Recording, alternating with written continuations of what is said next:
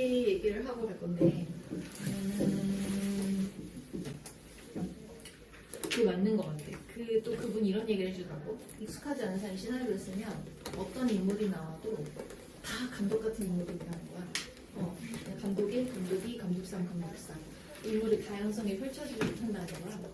그리고 여기서 내가 좀 반성을 했는데 애들한테 그냥 시나리오 써라 그러면 다 엄청난 살인사건, 엄청난 반정 일어나는 뭐 그런 사건들을 잡아오는데 근데 보면은 뭔가 구성이 탄탄하지 않은 거지. 안 된다. 그러면 뭐부터 시작하냐? 캐릭터 리서치를 먼저 시작하는 거야. 그래서 내 주변에서 제일 좀 재밌는 사람을 조사해오는 거야. 얘가 왜 재밌는지 생각을 하면서. 그래서 친구 중에 조사해야 되고 가족 중에 조사해야 하도 되고. 그래서 오늘 소개할 사람은 이 선생님이 안양예고에 있을 때 있었던데 이렇게 막 몇 명을 조사해야 하는데 그 중에서 가장 극적인 요소가 나올 것 같은 게 할머니였대. 예전에 한번 얘기한 적 있을 거야. 할머니 요소를 잡으면서 이거 괜찮은데 하면서 할머니 요소 쪽으로 더 들어가게 숙제를 시킨 거지. 이 할머니는 너 무슨 노래를 좋아해? 뭘 좋아해? 뭐 어떤 하는데 뭐 계속 왜 이런 행동을 하시지? 뭐 이런 걸 다 한 거야. 그렇게 해서 한번 찍고 나면 이제 그쪽으로 주제나 감정이 생기면 그거 갖다가 그 다음 걸 찍는데 걔 같은 경우는 그쪽에 사람이 뭔지 모르겠지만 재개발이 이루어지는 곳에서 갑자기 사라진 소년과 할머니 이야기에 집중을 하면서 그쪽으로 이야기를 만들어 봤대. 그리고 지금은 EBS에 가 있대요. 소리가 조금 안 나왔대.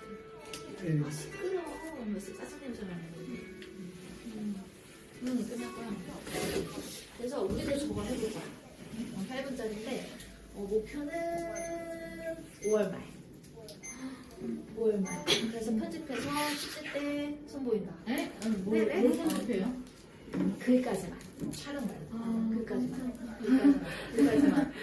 그래서 글은 소설 형태로 나와도 되고 아니면 시나리오 형태로 소설 형태로 나온 다음에 시나리오 변형시킬 거거든? 변형시켜도 되고 시놉시스까지 가면 되고. 그런데 첫 번째로 니네가 해볼 과제는 그러면 5명 정도? 5명 정도 주변에 재밌는 사람을 관찰해가지고 5명 정도.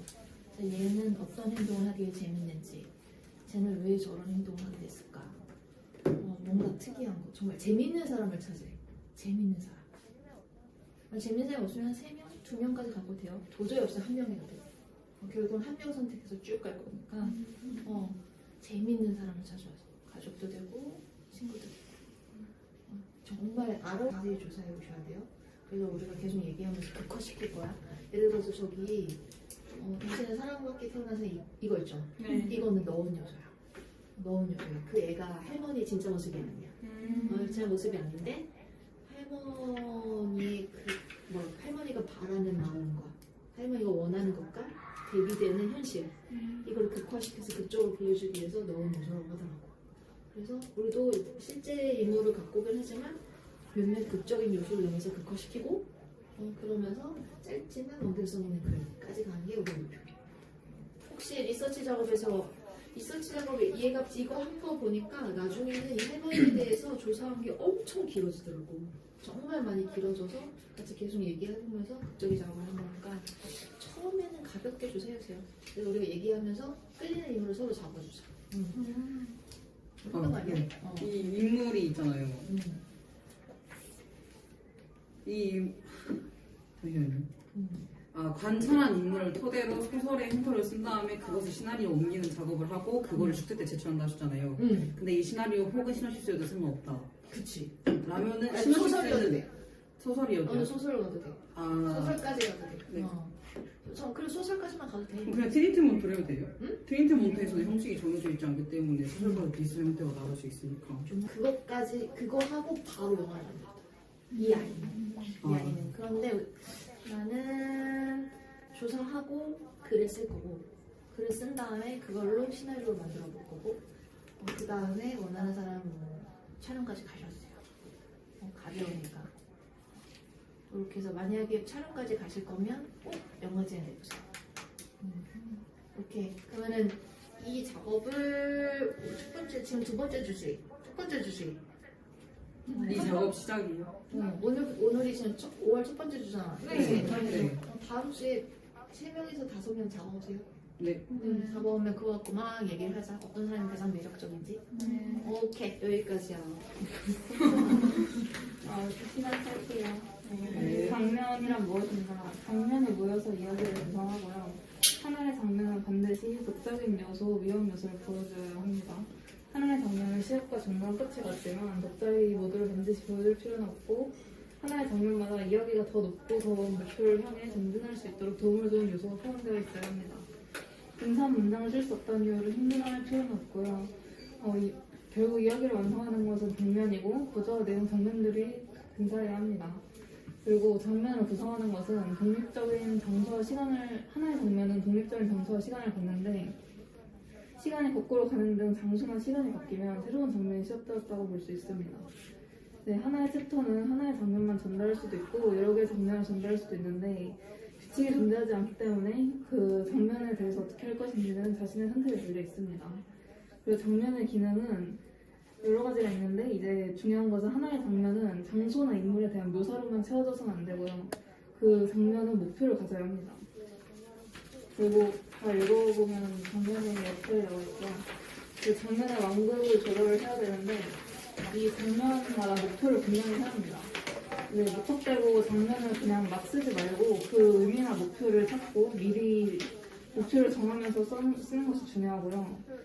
그리고 필요 이상으로 장면이 너무 많은 정보를 설명을 하면 호흡이 늘어지기 때문에 그 정보를 더 설명할 게 있다면 필요한 숫자만큼 공격적인 장면을 만들어야 합니다. 그리고 서사적인 풍경을 드러내는 장면, 이 부분은 그 인물 설명이나 의미 전달, 뉘앙스 혹은 이야기의 더 큰 순간들이 펼쳐지면서 드러나게 될 내용을 위해 필요한 디테일만 쓰도록 해야 하는데 그 밑에 정육점 주인과 그 주인에 대한 내용을 쓸 때 필요한 그런 설명이 있는데 한번 읽어보시면 좋을 것 같아요. 그리고 장면을 통해 인물 보여주기는 장면은 설정과 장소만이 아니라 인물을 조명하는 의무도 갖는데 장면은 서사적 설명과 행위 그리고 인물을 전달하는 수단입니다. 특히 이야기의 초반의 장면들은 인물만을 다루는데 이런 장면의 목표는 인물의 어떠한 측면을 보여주는 것이므로 장면 역시 하나의 정보를 전달한다는 설명적인 목적을 지녀야 합니다. 하지만 그 이야기의 흐름과는 관계없이 인물만을 설명하는 것은 절대 안 되고 이야기는 항상 앞으로 나아가야 합니다. 장면을 얻기 위한 체크리스트인데요. 장면의 목표가 장면의 목표가 아까 장면의 목표를 얘기를 했잖아요. 그 목표를 체크리스트를 체크를 하면서 결정에 나오고 그럴 수 있습니다. 여기 장면의 체크리스트를 한번 써놨고요. 문체는 글 쓰는 목소리인데 자신에게 알맞은 문체를 찾아야 합니다. 하지만 이게 문체를 자신이 다른 사람의 문장을 참고를 하되 따라서 똑같이 따르면 안 되고요. 자신만의 문체를 시도해보고 이야기에 적합한지 판단해보고 다른 사람들의 평가에 귀를 기울이며 자신만의 문체를 완성시켜야 합니다. 현실적인 대화는 역시 중요한데요. 이게 중요한 것은 인물이 작가 자신의 말투로 말하게 해서는 안 됩니다. 인물이 진짜처럼 말해야 하는데 여기 예시를 써놨거든요. 현실적이지 않은 대화문 예시랑 현실적인 대화문 예시인데 조금 달라졌는데 정말 현실에 있을 법한 그런 대화문을 볼 수 있습니다. 글 쓰는 목소리를 얻는 방법은 글 쓰는 목소리는 타고나는 것이 아니기 때문에 꾸준하게 열정적으로 공격적으로 연습을 해야 하고요.